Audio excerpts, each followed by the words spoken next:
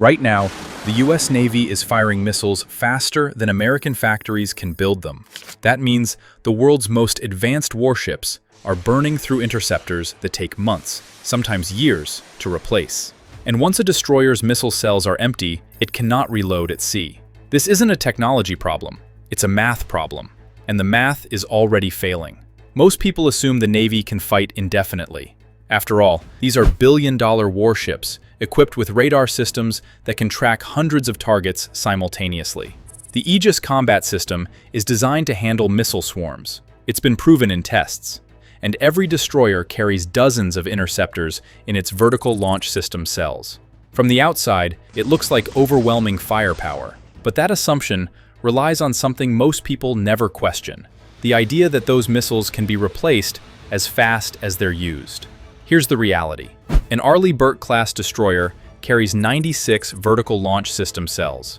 Each cell holds one missile. Once it's fired, that cell is empty. And unlike ammunition magazines on older ships, VLS cells cannot be reloaded at sea. To reload, the ship has to return to port. That means leaving its patrol zone, transiting back to a friendly harbor, and sitting pierside while cranes lift missiles into each cell one by one. The process takes days. And during that entire time, the ship is out of the fight. This isn't a design flaw, it's a deliberate trade-off. Reloading at sea would require complex crane systems, magazine storage, and calm conditions that don't exist during active operations. So the Navy built ships with large magazines and accepted the limitation. Once you're empty, you're done until you dock. Now add the cost. A single SM-3 Block 2A interceptor costs over $40 million.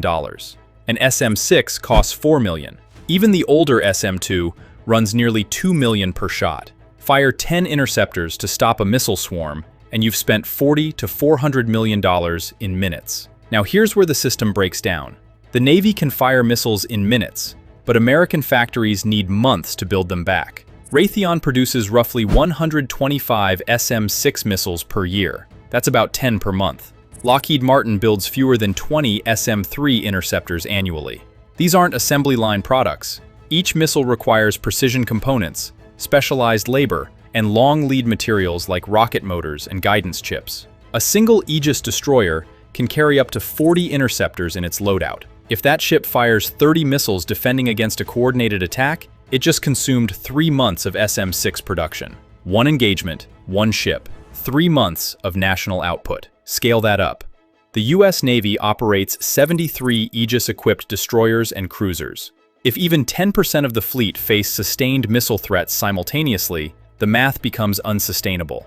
7 ships firing 20 interceptors each equals 140 missiles gone in hours. That's more than an entire year of SM-3 production. The factories can't just speed up. Expanding production lines requires hiring trained workers, sourcing materials under export controls, and building new facilities. That takes 2 to 3 years minimum. And even then, production might double at best. You don't go from 10 missiles a month to 100 overnight. This creates a strategic paradox. The Navy has the capability to intercept threats, but using that capability depletes an inventory that takes years to restore. Commanders start making calculations that have nothing to do with combat effectiveness. Do you fire 2 interceptors at an incoming missile to ensure a kill? Or fire 1 and accept lower odds to preserve inventory? Do you defend the carrier group fully, knowing it might leave you defenseless a week later? Do you even stay in the patrol zone if you're down to 20 interceptors? Or do you withdraw before you're completely empty? Adversaries understand this math too. They don't need to sink a ship. They just need to force it to empty its magazines. 100 cheap drones or decoy missiles can drain a billion-dollar destroyer without ever landing a hit. Once the VLS cells are empty, the ship has to leave. Mission accomplished without firing a shot that matters. This is what missile saturation means. It's not about overwhelming defenses in a single moment. It's about forcing a defender to spend limited interceptors against cheaper, more numerous threats until the math runs out. The Navy isn't running out of missiles because of poor planning. It's running out because the system was designed for a different kind of war, one with clear enemies, predictable timelines, and time to reload between engagements. But modern conflict doesn't wait for production schedules, and the math doesn't care about capability. It only cares about inventory, consumption rate, and replacement time. Right now, the gap between those numbers is growing.